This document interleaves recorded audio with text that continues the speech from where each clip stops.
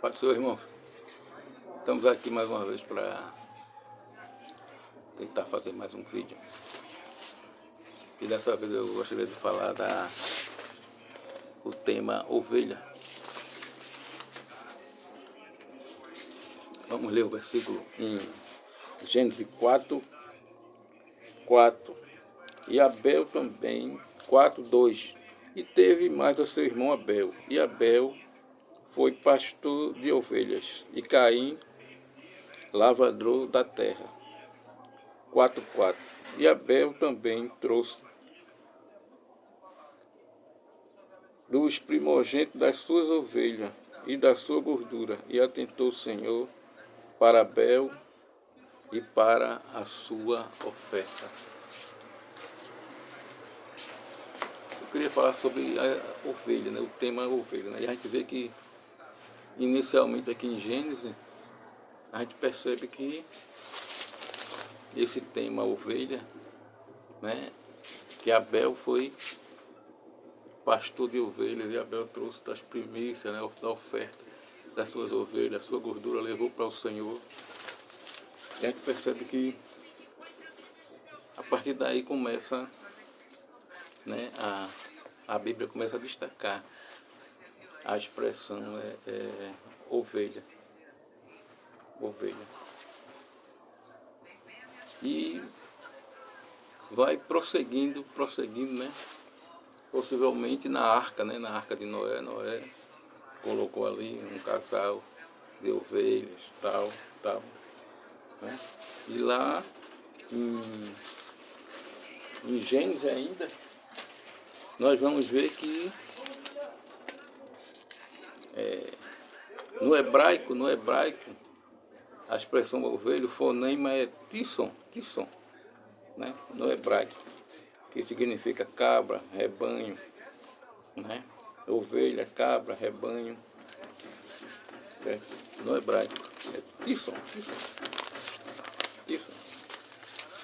né? Então a gente vê que Abraão também, né? A gente vê que Abel foi pastor de ovelhas, Abraão foi pastor de ovelhas, né? Jacó, né? Jacó também foi pastor de ovelhas, tal. Davi foi pastor de ovelhas, né? E Ló, o sobrinho de Abraão, né? E N foram pastores de ovelhas. Mas a partir de Abraão, Deus vai fazer uma aliança, né? Um pacto com Abraão, para Abraão sacrificar as ovelhas, né? Como oferta, como fosse um holocausto para o perdão do pecado, né? Lá em Gênesis nós vamos ver que Abraão vai fazer, Deus vai fazer essa aliança, esse conceito chama-se aliança, chama-se aliança, concerto, pacto, dependendo da versão, da tradução, né? Que aí começa, né? A partir de Abraão começa esse sacrifício tal para o perdão do pecado. Em Jacó nós vimos que, né? Jacó foi junto com o sogro dele, pegou as ovelhas do sogro dele, tal, então ele foi próspero. E aí ele vai destacar ali em Jacó as ovelhas, né? Malhadas, tocadas, né? As morenas, né? Jacó vai destacar, né? Como eu falei, nós vamos ver que Davi, ele era pastor de ovelhas, ele estava apacentando as ovelhas quando Saul mandou chamar ele, né? Saul também, quando o profeta também foi consagrar ele a rei, também ele estava apacentando as ovelhas, né? E de Davi vem aquela expressão lá no Salmo 23 que ele vai dizer: o Senhor é o meu pastor, né? Aí começa a figura de pastor, né?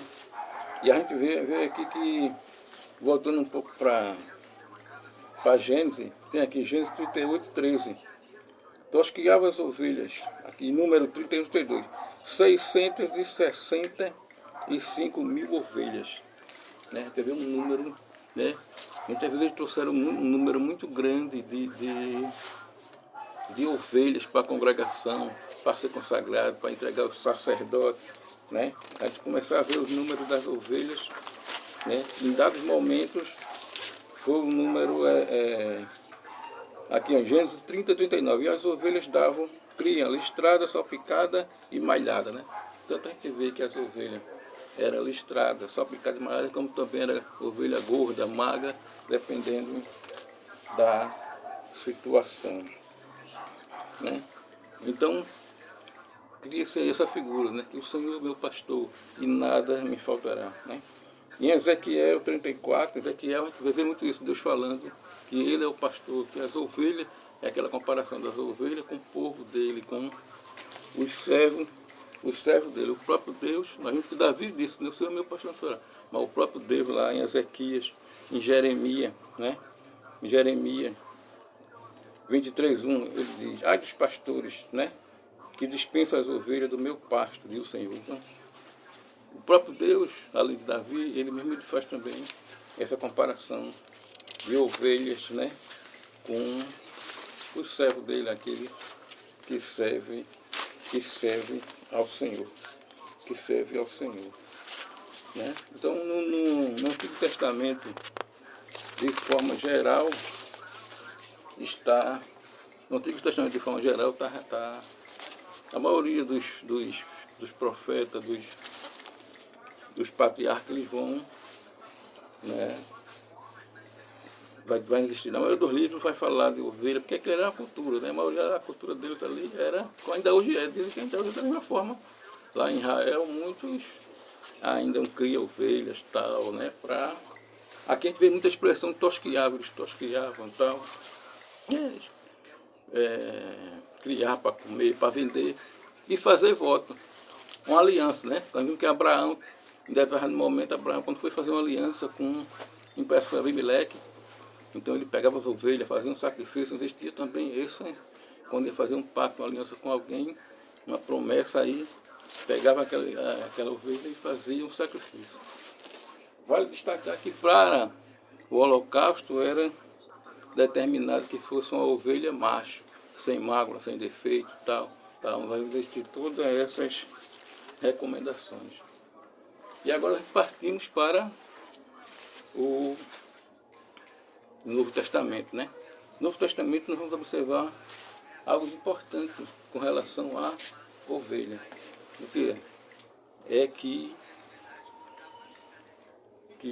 Jesus que vai falar mais, vai fazer mais essa figura de dizendo que ele é o pastor, ele vai dizer que é o bom pastor de ovelha, tal, e é o que fala mais, principalmente ali em João 10, não 10, né? Ele vai falar mais, ele vai falar a parábola, né? A parábola das ovelhas, né? Que uma se perdeu a ovelha perdida, tal. Então Jesus é que vai falar mais de ovelha, né? E além disso, ele vai dizer o seguinte, muito interessante, ele vai dizer em determinados momentos, ele vai dizer,